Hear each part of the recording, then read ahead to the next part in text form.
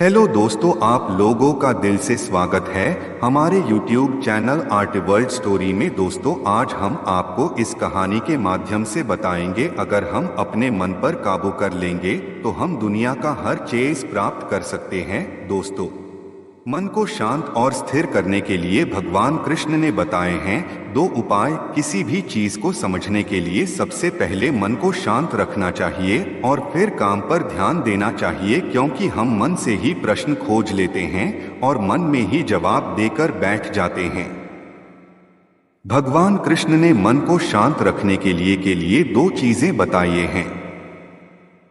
भगवद गीता में भगवान श्री कृष्ण कहते हैं, मन का बेचैन होना उसका स्वभाव है। हमारे मन को लगता है कि अगर वह अलग अलग बातों के बारे में सोचता रहेगा तो हमें आने वाली हर मुश्किल और मुसीबत से बचा लेगा, पर ऐसा होता नहीं है।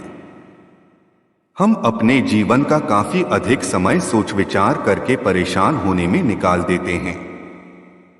भगवान श्री कृष्ण कहते हैं कि मन का यह स्वभाव बदलना मुश्किल जरूर है, असंभव नहीं। अच्छा, अब आप एक बात बताइए, क्या आप कौए को कह सकते हैं कि वो काम बकाम की आवाज ना करे?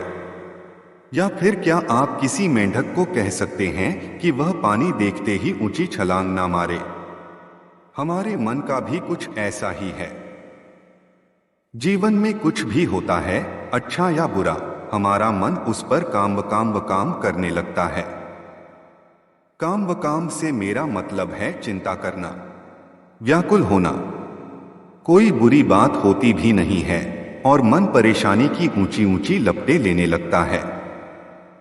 कभी कभी तो मुझे ऐसा लगता है कि हम में से कई लोग सिर्फ परेशान होने के लिए जीते हैं। सारी परेशानी, पीड़ा, दुविधा अक्सर हमारी मन की बनाई हुई कहानियां होती हैं। भगवान श्री कृष्ण हमें हमारे मन को शांत और स्थिर करने के लिए 2 उपाय देते हैं। पहला, ध्यान लगाना या मेडिटेट करना। दूसरा, वैराग्य भाव सीखना।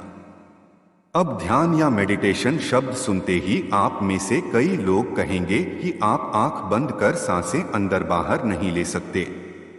यहां हम सब गलती कर बैठते हैं। मेडिटेशन या ध्यान का मतलब सिर्फ आंख बंद कर बैठना नहीं होता। मेडिटेशन का मतलब होता है अपना पूरा ध्यान किसी चीज पर लगाना और उसे हटने नहीं देना। अगर आप रोटी बना रहे हैं तो सिर्फ उस बात पर ध्यान दीजिए। अगर आप पिक्चर देख रहे हैं तो अपना पूरा ध्यान पिक्चर पर लगाएं। यह मत सोचिए कि पिक्चर देखकर आप अपना कितना वक्त बर्बाद कर रहे हैं। जब आप जीवन के हर छोटे बड़े काम को पूरे ध्यान से करते हैं तो आपका जीवन ही एक मेडिटेशन बन जाता है। ऐसे जीवन में शांति, स्थिरता, साहस और सफलता का होना अनिवार्य है। वैराग्य भाव दूसरा उपाय। वैराग्य का अर्थ यह नहीं कि आप सब कुछ छोड़कर जंगल में जाकर बैठ जाएं। वैराग्य का सच्चा अर्थ है कि आप जो काम कर रहे हैं उसका क्या नतीजा या रिजल्ट निकलेगा उसकी चिंता ना करें। जैसे अगर आपने कोई इंटरव्यू दिया, आप यह कर सकते हैं कि पूरे मन से तैयारी करें और अपना बेस्ट देकर आ जाएं। वह नौकरी मिलना या ना मिलना आपके हाथ में नहीं है। इस नतीजे के पीछे अलग अलग चीजें हैं जो आपके बिल्कुल कंट्रोल में नहीं।